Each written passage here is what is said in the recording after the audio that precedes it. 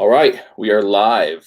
Terry and Gary's Low Expectations podcast, episode 48. I had to look it up. A little late. A little late. Hey, D-Von's on the bottom. Want to let him in? Yeah, let him in. We've been waiting on D-Von. There he is. D-Von.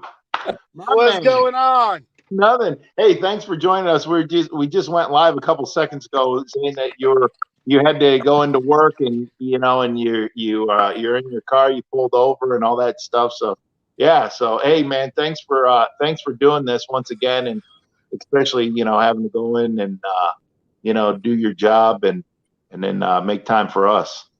Oh no, they called me in to do a thing for RVD. They're doing a documentary on them, and they're also wanting to do something about the 9/11. They're doing something on the 9/11 thing when we had to do the show live from Texas right after the towers got hit, and they were asking me to do something on that. So I was like, I'll come down because I haven't seen anybody since my stroke. When I had my stroke in November, I've been off, so I kind of felt like out of the loop with a lot of things. So when they asked me to do that, I looked at my wife and I said, you know what? I feel so, irrelevant right now with wrestling and the business and all that. I need to get some steam back. I need to get some, I don't know what's the word. I need to get some courage back to come back into the swing of things. And this kind of helped because I kind of saw some of the guys. I just ran into MVP and Kofi. Some of the Office guys, Bruce Pritchard, ran into him. A couple of the other guys, and it was just like one of Ed Farrar. I forget Ed's last name, but it doesn't matter. But I ran into those guys, and I was like, okay, I'm ready to come back.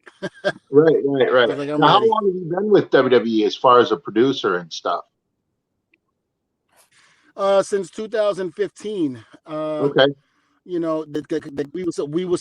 Bubba were supposed to sign the contract for the second term, and Bubba felt that he wanted to do things on his own now, and he wanted to do the Bully Ray character, and the WWE felt like they wanted the Dudleys still. They didn't want to separate us. And listen, I feel like the Reverend D-Von did not get the just due that it should have gotten, because it was getting over. Listen, I'm in the ring with Randy. I'm in the ring with Randy Orton. I'm in the ring with John Cena. I'm in the ring with Triple H, and I'm beating them all. Val Venus, Rikishi. I'm beating them all. I'm going over on them. So and the promos were great. So I didn't understand why it kind of went south. So that always irked me that I should have got a better run in that. But I knew the money and the bread and butter was me and Bubba. Right. So regardless to what fame we might have had in other organizations like TNA, listen, WWE is a different animal. And I know that. But, Bubba didn't see it that way, and he wanted to do the singles. And when they said no, he went home and I stayed. Yeah. And I think, Gary, what do you think? I think Bubba and D-Von didn't want to face this. Yeah, look at that, D-Von. You're running from Gary and Terry. That's what you guys were running from. I'm going to be honest with you. I was running from you because every time I get out the shower and the soap get out of my eyes, I open my eyes and you standing there butt-ass naked, freaking rubbing my nipples. Rubbing your nipples and tucking your man stuff behind you, which is not good, bro. Well, see, D-Von, I wasn't going to bring that stuff up, but now that you want to bring this up, I don't know if Gary's ever heard this, but I remember the first time I did it, it was in Washington, and I just started with WWE, but I knew Bubba and D-Von from ECW. So I hear them coming down, and there's this long hallway. So they were up in the main event, and everybody was gone, and so I'm there, and I just got out of the shower. So I did the old Buffalo Bill, and I literally kicked back on my chair like this, and he walks in, and Bubba see me, kind of gave me a dirty look, and D-Von comes in, and he's just like, oh my God. I'm like, what the hell? Right, I'm like, right. you know, and everybody's leaving the building. Everybody's leaving the building. I just got my ass beat in the ring. I can't fight. I was like, if this motherfucker wants to come over here and try to grab me, I was like, I'm useless right now. I'm weak. I can't do anything. He's Right. showing me his man parts, but his man parts is stuck in the back of him. Yeah. So the funny thing about it is fast forward several years, we're in Impact Wrestling together, and they would have these long, these big trailers for the locker room, and so D-Von, Oh, that myself, was and worse. Bubba, we would change in the back. There was this big back room, right, and well air conditioned, really nice setup, and I would always get D-Von with that because I'd hear him come through, and it was Bubba, myself, and D-Von, and I just sit in the chair. They had nice like lounge chairs and stuff, and I just sit back there relaxed. And yeah, D-Von would just be like, "Will you stop that?" It got to the point where I thought I was gonna have to change in the car. Right, right, Much safer. right. So I mean, brother, That comment might be for you. Good stiff, fellas. right, right. Hey, Gary actually had a question about Dudleyville. Yeah, where is it? Dudleyville is everywhere. Let me put it to you that way, because if you got to remember, Dudleys, there were like 20,000 different Dudleys, and you know, Big Daddy Dudley sold his royal oats everywhere. So any state you go to, there's a Dudleyville. That's where we're from. Now, Bubba was born on the south. No, I was born on the south side of Dudleyville, and Big Daddy Dudley went and found one of these how do you say it? One of these women that were believing in, you know, the man in the pulpit, and my daddy took advantage of her, and that's how I was born. And then Dad was watching too many VHS tapes on Deliverance, and that's how Bubba was born. Spike was born. Spike was born because he took LSD, and he was never the same after that. And then the half a retard Dudley comes out, and of course, Dancing with Dudleys. He was on an Indian plantation, and that was where Dancing with Dudleys was from. I'm still trying to figure out where Big Dick was born. We haven't figured that one out yet, but we will come up with it. We would do some ancestry.com and come up with that one. Right. Now, how did the Dudleys start? When were you brought in, and when did you know you shared DNA with these guys, if we can say that? So, how was that all brought about? You can say, hold on, you can say that. Don't ask me how to explain that, because if I told you why and how we shared DNA, it would be bad. Right. I get a phone call from Bubba, because I'm sure some of the sheet writers are listening to the show, and everything I say, boy, they like to just hype it up 5 times. I made one little mistake. I said, I was putting Stephanie McMahon over, and I said, you know, I'm infatuated with her. But I didn't mean infatuated. I just meant, you know, I admired her, and this and that. I should have used admire, not infatuated. And boy, they ran crazy with that. Oh, D-Von's in love with Stephanie McMahon. He wants to be with Stephanie McMahon and this and that. But I'm like, no, I don't want to be with Stephanie. I was like, she's a good-looking woman. Don't get me wrong. I mean, shit, if I had the chance, you know, like Triple H did, or I think anybody would have dated Stephanie. You know, who didn't work for the company. Triple H was the only one that was brave enough to do it. You know. Well, I think, you know, Stephanie McMahon is very attractive, and you know, and I understand what you meant. You're infatuated by how she works hard, handles herself. Oh my God! Listen, everybody that ever runs in. Yeah, everybody that runs into Stephanie always has good things to say about it, because she really is a genuinely, you know, good woman. She really is. And the way she carries herself as a woman in an industry that's dominated by mostly men, it's incredible. She has her father's errand. I always said this. I said, she's the sweetest person you could be, but don't piss her off, because she'll make her father look like Mother Teresa. Don't piss Stephanie off. Do not. Well, she's a tough woman. Don't let it fool you. Yeah, and you know, and getting back to Triple H and stuff, a lot of their personalities, because I've worked with Triple H a lot, and I've worked with Stephanie when we were doing that invasion angle, right? And I learned a lot of stuff from her about the business, and she grew up in the business. But a lot of times, similar personalities will attract two people to each other. So, Yes. and I always thought, like, you know, being in WWF in the early 2000s, like when Vince and Linda have to pass the torch, you know, who are they going to pass it to? And, you know, Stephanie, Shane, Triple H, you know, and even Shane's wife, I hear she's a big part of it, or that's how they met or something. She worked in the office. But I think those four, Right. you know, are way more capable than, you know, and exceeded any expectations on anybody, you know, on that had a thought if they were gonna, you know, be able to carry the torch. I think, you know, I think they're so capable, and you know the ship is in good hands with them at the helm, you know. So, but no, I understand what Oh you no, mean. absolutely. Yeah, especially with Stephanie, it's like, you know, and what I always tell people that in their summer jobs they were working in the mailroom and all that stuff, because that's what Stephanie would tell me, and she They were told me working. Yeah, something they were too. working.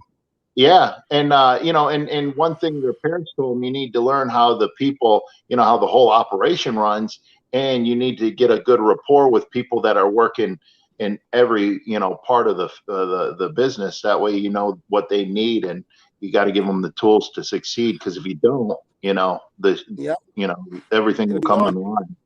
You So, know, one of the greatest things, and I always said this, 'cause I give Bubba a lot of credit. You know, I don't give him credit for not wanting to re-sign and do the Dudley Boys again, because mhm. we missed that whole opportunity of what we could have Right, done with the Hardys.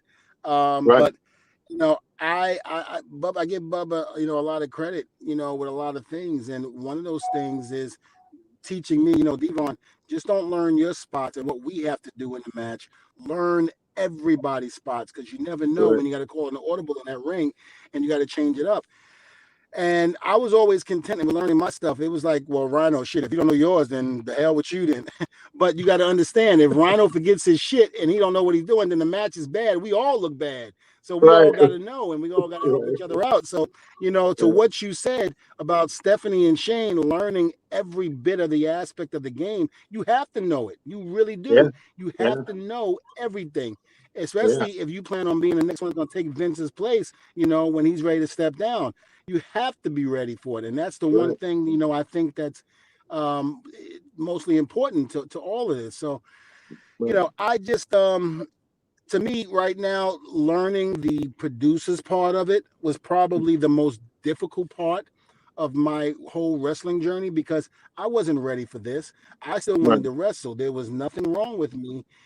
So when I asked WWE, could I still wrestle, maybe team with Apollo or somebody else to help them out, just like Farouk helped out JBL.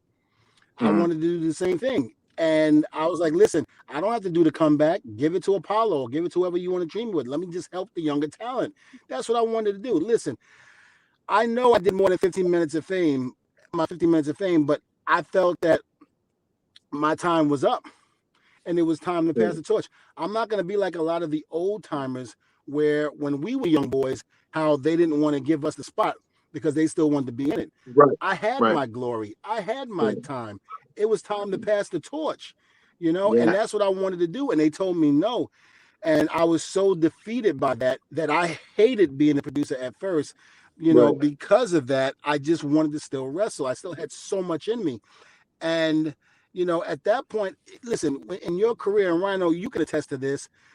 When you first start out, you're always nervous because you want to do good and you don't want to forget your right, spots. right, And if something goes wrong, sometimes in your head as a young guy, you don't know how to get out of that. And you go, oh man, I wish I would have did that. I right, was so comfortable in my ability at this point in stage of the game that whether we messed up or not, I knew how to handle it. So I wanted to be able to show guys like Apollo or somebody else, whoever they, you know, at the time wanted me to tag with, I was going to be able to show them that and to show them how to right, relax in the ring and don't worry about that. That's what I wanted to do. I wanted to teach them. And I never got the opportunity to do that. But the only way yeah, I was going to stay relevant is what I had to become a producer. yeah, Now I love it as a producer. I love it. I right, don't like the stress in terms of how you got to put a show together, but I love it. And right, I understand a little bit. Some people don't understand why Vince does what he does or why he puts out what he puts out, but there's a reason behind his madness. And right, believe me right, when I say it, I'm one of the first yeah, ones to tell you you know, from all the years of working with him, going, God damn it, why are we doing this stupid shit? You know, or why are we doing this, or why this doesn't make any sense. But when you become a producer and you understand his way of thinking, you get it. You understand it more each day. You really do.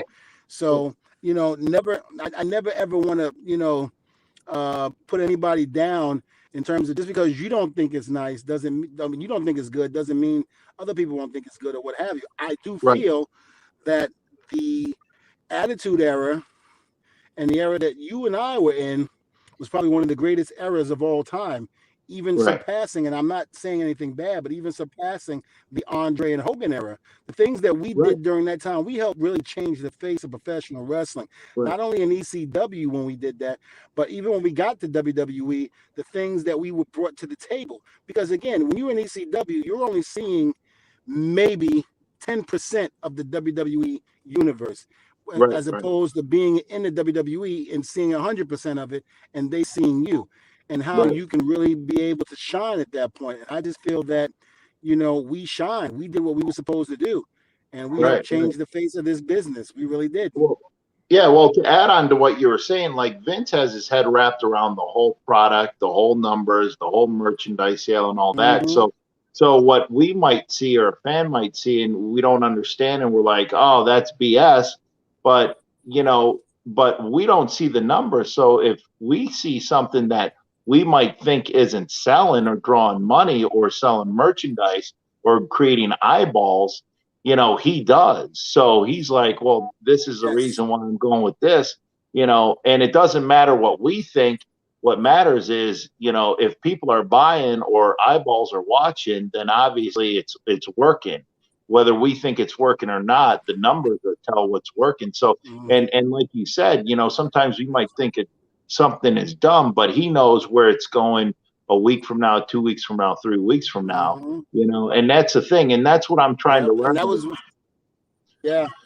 with Impact Wrestling, you know, it's like, it's nice because it's a smaller company, but I'm also getting into, you know, like, and that's one thing I tried to start studying when I went back with NXT is, you know, the viewership, the media stuff, you know, okay, you might not get ratings on TV, they might be this, but the digital ratings, you know, and everything's going digital. So, you know, you might not be doing great numbers on a network TV, but overall with digital and all that stuff, you know, or it's a totally different ball game when you get to that level. So and I'll tell you this, and that's right. The numbers are the key factors. And, you know, this I always say, when you go on Twitter or you go on social media and people badmouth, you know, the products or whatever company you're in, I get it. But at the same token, for some reason, their voices are heard the loudest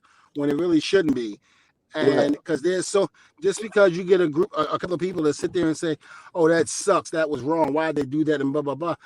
But there's millions of people that love it.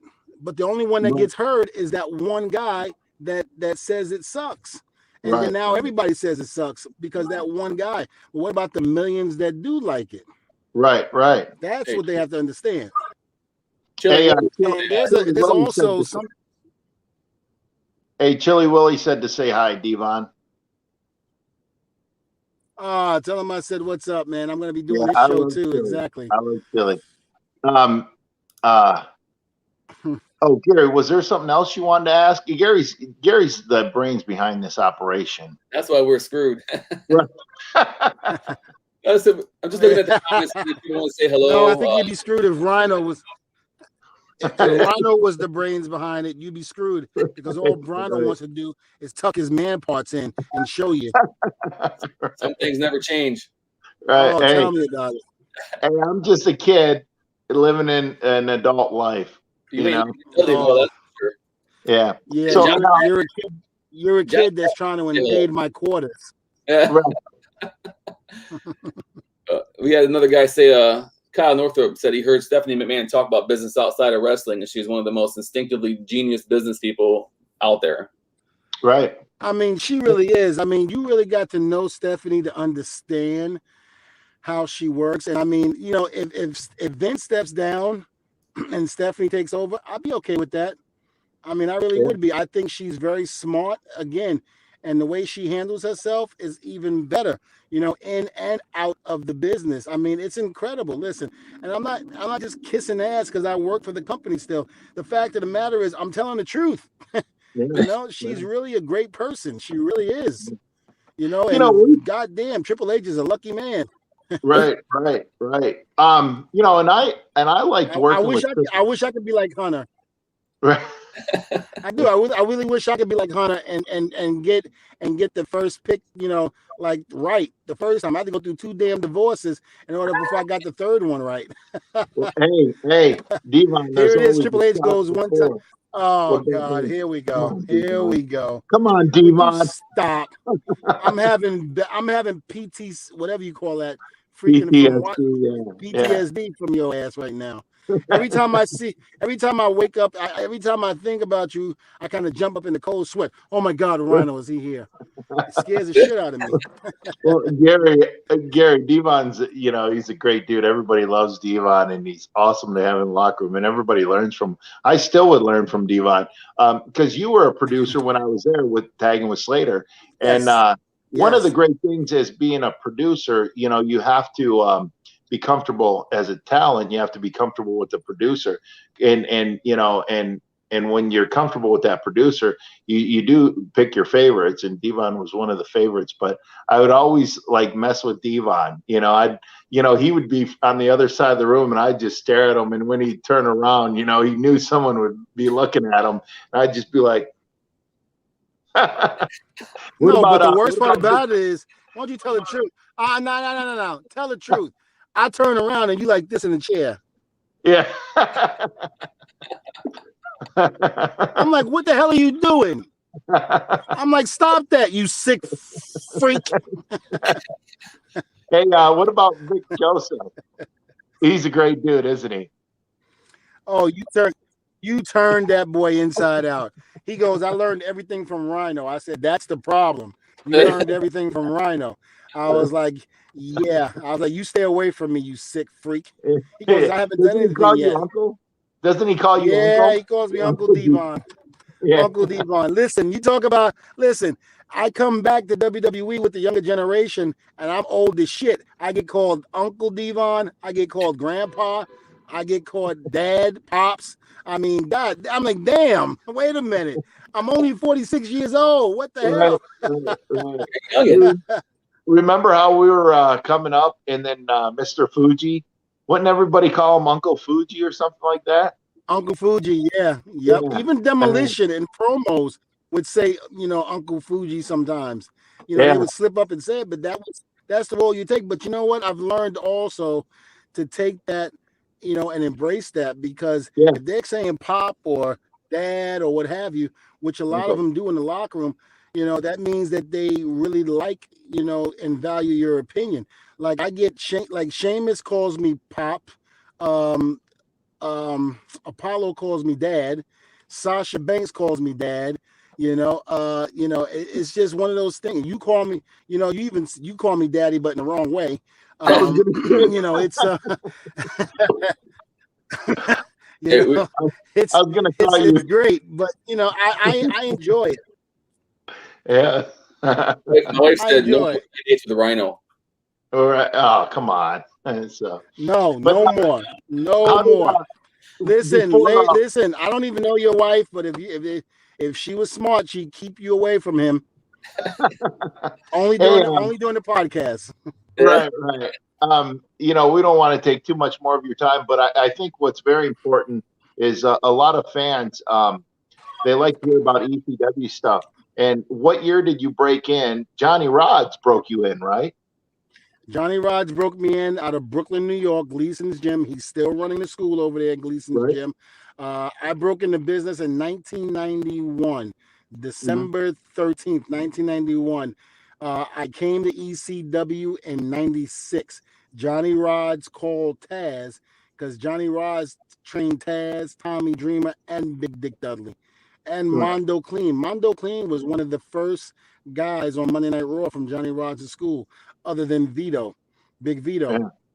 But he called Taz and he goes, listen, I have this kid that's a hell of a worker, and he can go. He can blow up everybody in your company. I remember looking at Johnny going, why the hell would you say that? I was like, you do know these people hit people with chairs and barbed wire bats. Please stop doing that. Yeah. And sure enough, Taz says, yeah, come on down.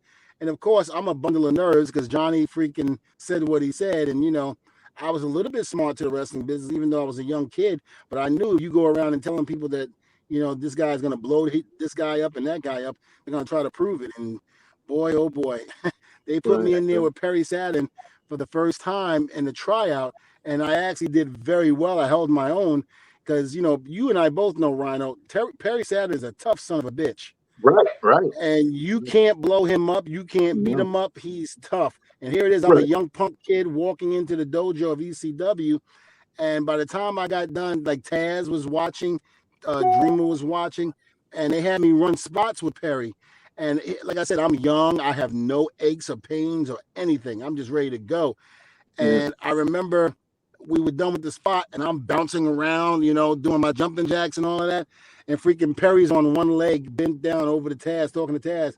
And I heard Taz go, so how was he? And Perry goes, yeah, the kid's okay. The kid can go. And I was like, God damn, I blew up Perry Saturn. And I was like, shit.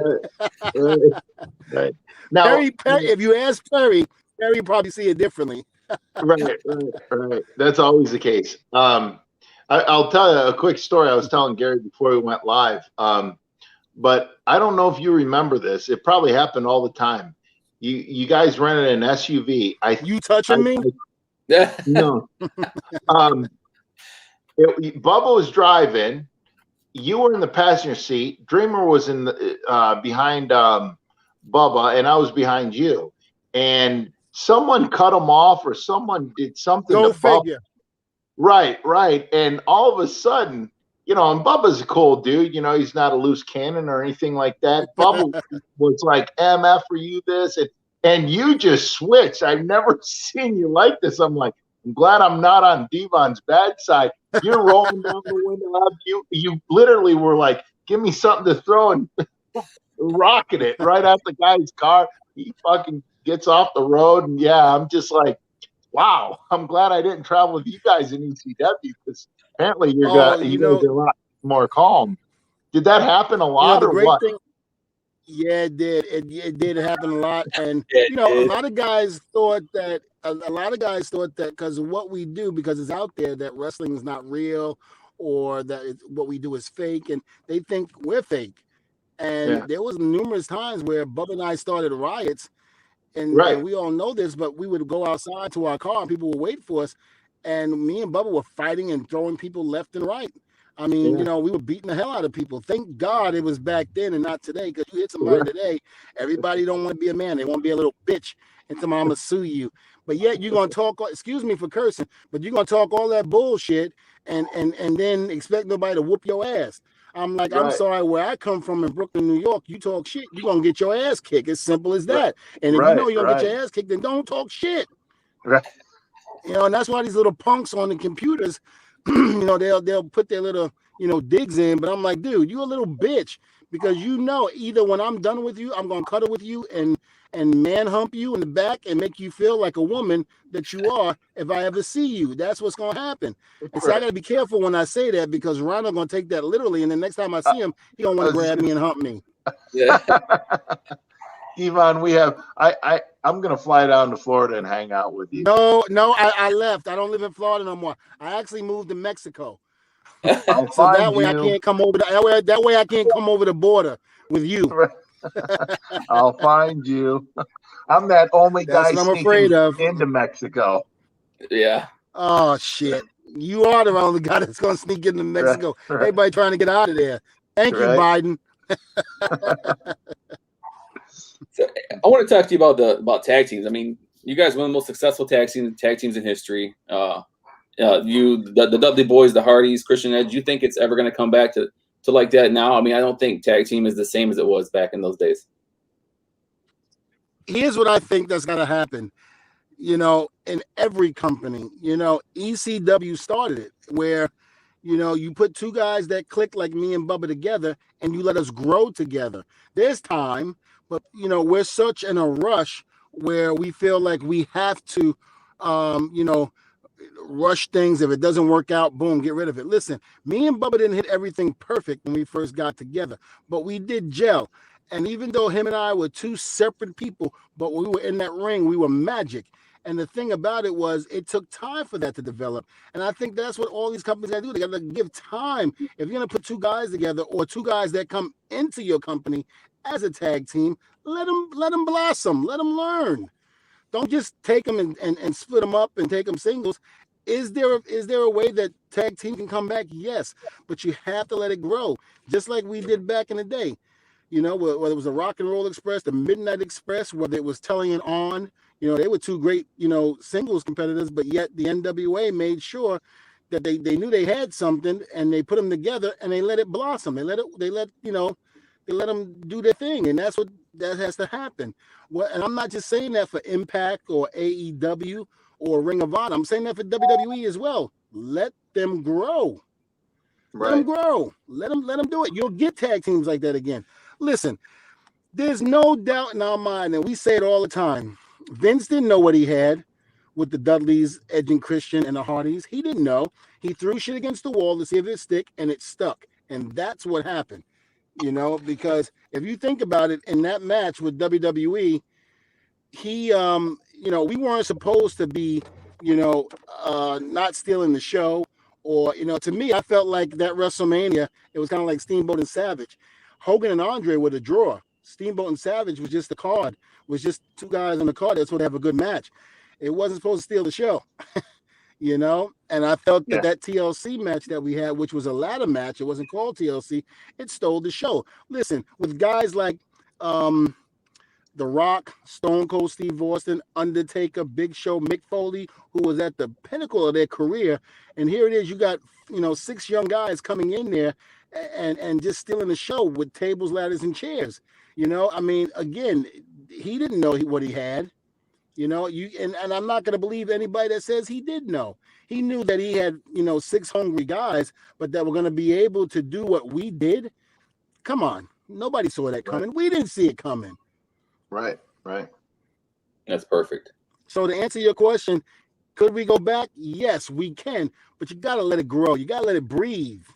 Do you see any tag teams out there now that you think have the chance to becoming great tag teams? Well, I love the Bar because I worked with them a lot. I love the Bar. I also love Zack Ryder and Kurt Hawkins. When they were together, I thought they had something there, but I thought they split up too early. I also thought the Bludgeons, Eric Rowan and Luke Harper, I thought they were great. I enjoyed working with them. I remember having their matches on headset, watching their entrance, and freaking marking out for it because it was so powerful. Even though it was a gimmick that wasn't reality based, so to speak, because coming out with hammers and like they're from like the 1800s or what have you, or whatever those times, it didn't seem like it was going to get over, but it did get over. And that was the thing. When those guys came down to the ring, you knew it was business. It was like APA in a sense. I also thought, and I'm not just saying this because I'm on the show, but Rhino and Slater, they had a good run together. And with Slater with the kids and Rhino, hit them together. They didn't let it breathe. I thought they should let it breathe a little bit. Let these guys do what they can do. With Rhino, with his ability, what he does in the ring and how he looks, and with his experience, and Slater, if you ever met Slater, you'd know that he was freaking comic. He was freaking funny as hell. He'd have you laughing from the time you walked into the locker room to the time you went home to your wife, and you basically would be like, damn, I don't want to be here. Slater's a lot more funny than my wife. That's how funny he was, and he never really got a chance to show that. But I think if people just let them breathe, you'd be able to get that again. That's what I feel. Right. And I think that's the importance of, guys like you being a producer, so you can go to bat for a lot of these talents and say, hey, listen, let's not split them and up. A lot of them I did. Yeah, let them breathe. And, and I think that's the importance of guys like, you and other producers that have been at Mike Rotunda. I learned a lot off of him. And a lot of times it's just sitting there talking while we're waiting for other guys to come over to get, things ready for the night, whether it's the match or the thing. And that's the true learning. It's kind of like being in the car with Mike Rotunda or you talking about the business driving to the next town. You know how you learn. And I'll never forget Vince in a meeting said, you learn the business in the car traveling town to town. And it's very true, because you know how it is. Right after the show, you get in the car, you're talking about what worked, what didn't work, why this worked, let's try this and all that other stuff, So definitely you learn the business in the car. And so. Well, and that was the thing. And, that's why I say it's so good to have the old timers, because, again, that's how you learned. Bubba told me he learned a lot from Wahoo McDaniels when he was traveling up the road with him. Or I'm sorry, Manny Fernandez. He learned a lot from Manny, and, just from being in the car with Manny, and I've heard that from so many people. Just being in the car and listening to stories or listening to how things are done. You hear people like Mr. Perfect when he was still around, and Ravishing Rick Rude tell about stories when they were growing up in the business and how this person helped them just by telling them and teaching them things. I mean, that works. But, this is what I hate about wrestling here in the United States, is that you get a certain age, they throw you out to the path, they're ready to shoot you as if you don't exist anymore. Like everything that you've done is over. I'm like, no, that's the one thing I love about Japan. They idolize and really respect the people that have come before the younger talent. And they don't trash the talent, the older talent. They make sure they still keep them in the same light. That's the one thing I love about Japan. And I once said, if I wasn't going through the divorce, I would have loved to have went to Japan as opposed to being a producer, because, I know that I still would have been in a different light if I would have been over there. Right. But also, God has a plan for us, and maybe that plan wasn't supposed to be over there. It was supposed to be as a producer, because like, I understand what you said. At first you were kind of rejecting it. You weren't rejecting, and you knew that it was a great opportunity, but you weren't ready to be in that role at that time. Definitely you are now. And I see myself eventually going down that path. Hopefully I get at least another 4 or 5 years out of wrestling in ring, because I would hate to have to go that route before I'm ready to end another route, but I definitely think it's so important, because, just whether it's being in the ring or with a veteran, you learn that, like, okay, what to do, what to say, how to feel the crowd and all that stuff, so it's so important. So important. I mean, look, me and Bubba used to pick Pat Patterson's brain, and ride with him sometimes. And, Bubba learned a lot from Pat Patterson. Pat Patterson was one of the best finishers in the business, and everybody knew that.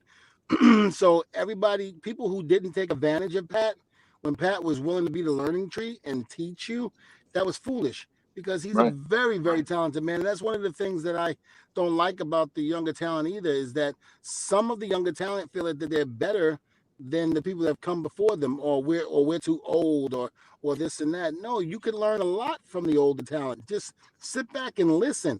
And just because, you think this new way of doing things is what's going to get the people, and when you don't get no reaction and you wonder why. But I guarantee you, if Pat Patterson was still alive today. I totally agree. I love Pat. I mean, as a human being, he was so kind. I learned so much off of him. And then I think to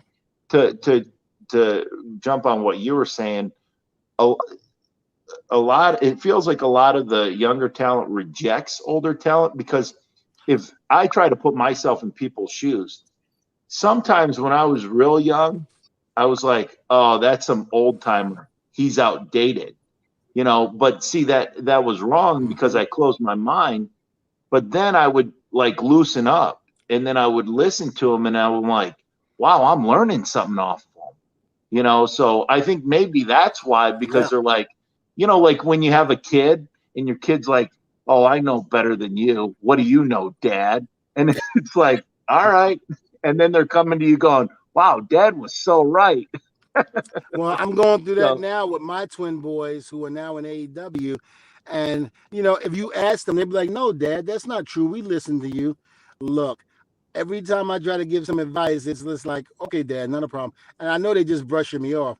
And it's cool because, you know, let me say something and it goes in one ear and goes out the other, but let you say something and they listen. And that's always been the case with kids. You know, they can't take it from their parents, but they'll take it from somebody else on the outside because their parents is their parents. They just think, oh, he's trying to protect us and this and that. You need to let us go and let us be ourselves. And yes, we do let you be yourselves, but we want to help you and stop you from making major mistakes. Listen, I made major mistakes in my career, especially outside the ring.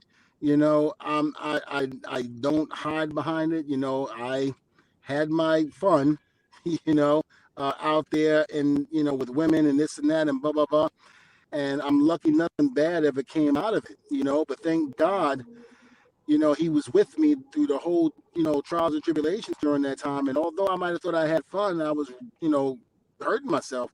But thank God, nothing long-term effect. And that's what I try to instill in a lot of guys. I'm like, listen, it might be fun now. This rocks, you know, drug, sex, and rock and roll without the drugs, of course. I said, but the sex, listen, it's good. Don't get me wrong. But at the same token, it's not fulfilling. Because, you know, you yeah. got one girl in one town, then they go to the next one and all of that and blah, blah, blah. It's just like, no, stop, forget it. No, I wish I can go back and change so many things that I've done over the years. That's like, I even wish I can go back and change the fact of me coming out the shower knowing that Rhino was waiting for me with his stuff tucked. I mean, you know, I can't go back and change that because everywhere No, I you go, don't. Rhino seems to You don't follow want to me. change that. You don't want Stop to it. change that, D-Von. But Stop see, it. here's Listen, another thing, and that's another listen. important thing. That's another important thing, D-Von, is, you know, not only are we good for the younger talent, you know, to learn from us what to do, but also learn from us what not to do. You know, because if you share that Exactly. story and they hear that, like, okay, well, maybe I shouldn't do that because D-Von wishes he could go back and take a lot of that stuff back. And that's what I would tell a lot of talent too. But you know, You know, what? Like I tell them, I say, listen, if you got a good woman at home, stay with her. I'm like, right, don't whatever you do, if you get into a fight or anything like that with them, don't sit up there and tell the new girl all your problems because what she's gonna do, she's gonna play on that. Or him, right, they're gonna play on that. Oh, they don't do that for you. They don't do this for you. Oh, I would have done that for you if it was me. And then you get all in your head. Oh man, I picked the wrong girl. No, you didn't. That other one yeah, is playing you. And then all right, of a sudden you wind up leaving the good woman that you're with and going with the bad one. And then all of a sudden you're like, well, I don't understand. You told me you would have never done that because you're an idiot. You fell for it. I mean, that's right. what she That's wanted you to think. That's how she got you away from the first one. And right, believe me, I learned my lesson on that on numerous occasions. And the wife right, I got now ain't no girl out here. Listen, somebody just taught me a valuable lesson. You can like window shop, but don't buy. right, right. in See, other in other words, you can look and think about, but don't buy it. Don't ever buy it. right, right. Well, Don't ever see, buy it. Gary's wife is trying to get rid of him. She's been trying to get rid of him for the last 30 years. No. After the comment she just made, she ain't trying to get rid of him. She's trying to get rid of you. Oh, come on. That's way too hard. Right, We right. got a Tyler Sanders said the best thing I've ever heard. D-Von calling people bitches. He's so right. Oh yeah, because they are a bunch of bitches out there. I mean, Yeah, this new generation. Somebody asked me. They said, "Could ECW ever come back?" And I tell them, no. ECW will never go back. Number one, we're too old. We can't do that shit no more and take that type of abuse. I mean, we're already having aches and pains trying to get out of bed as it is. And number two, this new generation cannot do what we did in ECW. They can't take the abuse. They're not men. A lot of them won't be able to do that. And I don't mean that in a bad way, but it's the truth. Listen, we put our bodies through hell. We went in there, and if we were in there with Rhino, I told Rhino, listen, if you swing that chair, just hit me square on the top of the head. That's it. I don't care how hard you hit me, just hit me. But just make sure it's square in the head. That's it. You won't get young guys telling you that anymore. You don't right. get that. You know, I'm sorry, breaking light bulbs and all of that on them, like they try to do what we used to do back in the day. it's not gonna. It doesn't work. That doesn't make you extreme. What we did in ECW, that was extreme. You know what we did there and how we changed the face of pro wrestling. That's what you call. And you don't have guys in the wrestling business that can do that anymore. We were a special breed of people. We really were.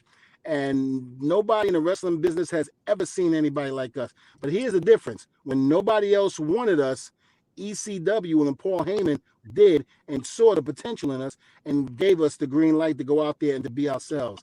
Nobody else could have done that. That's funny you said that, D-Von, because we just got a question. He wants to know, Gary Emmett wants to know what you guys think about deathmatch wrestling. Well, I mean, again, deathmatch wrestling started in Japan, and ECW did, come off of that a little bit. Terry Funk and Cactus Jack brought it here to the U.S. But at the same token, when I watch some of it, there is no story. There is no logic behind it. They're just hitting people with fluorescent bulbs. They're going through barbed wire, wrapped around table for no reason. I mean, when I see some of these guys do TLC matches, we had a story behind everything. There was a meaning when we put somebody through a table. I like to say A, B, C, and D when you put a match together. Make sure A goes with B, B goes with C, C goes with D. And when we put those matches together, we did that. We didn't just swing a chair. We didn't just take a ladder and throw it at somebody or jump off of it to do some crazy spot. We made sure it meant something. And this is why 20 to 30 years later, people still talk about the TLC matches to this day. Some of the greatest matches ever. Yep. We got another guy. I agree. It took a long time, but I figured somebody was going to get to this. Yo, D-Von, get the tables. Oh, testify. I figured we'd be getting a bunch of those. It took a while, but I knew somebody was going to come up with that. But yeah, I don't know what happened to Terry. I think he left us. Hey, wait a minute. Here's the bad thing. Terry did my show, Table Talk, which is every Wednesdays at 4 p.m. I got to plug it on your show. I'm sorry. But I had him on the show. He did the same thing, and he was driving. Now, here it is. I'm driving. I'm right here at the hotel where we doing WrestleMania, and I didn't move because I didn't want to lose reception and all that. But here it is. He's stationed, and he's still lost. Trust me, I'm lucky to get him on the show each week, and it's his show. That damn Rhino. So him even being here was a surprise today. I'm glad he took 45 minutes and joined us.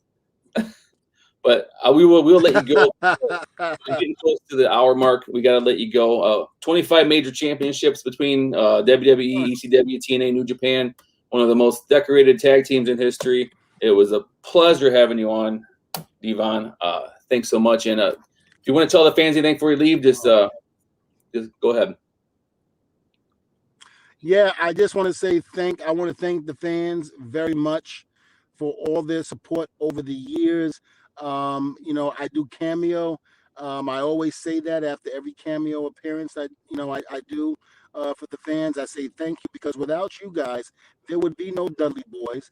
There would be no WWE. And I can't begin to thank you enough, for all your support over the years and what you've done. And I also want to give, a shout out to each and every one of those people that when I had my stroke in November 13th, the outpouring of support for getting well. I can't begin to tell you how much that meant to me. Thank you so much, because the man that was on his deathbed and about to kick it, it brought me back to life. So thank you so much. Your prayers and thoughts were heard, and I thank you from the bottom of my heart. You look great. So how you feel? Do you feel 100% now? You back to? I feel great. I don't know about 100%.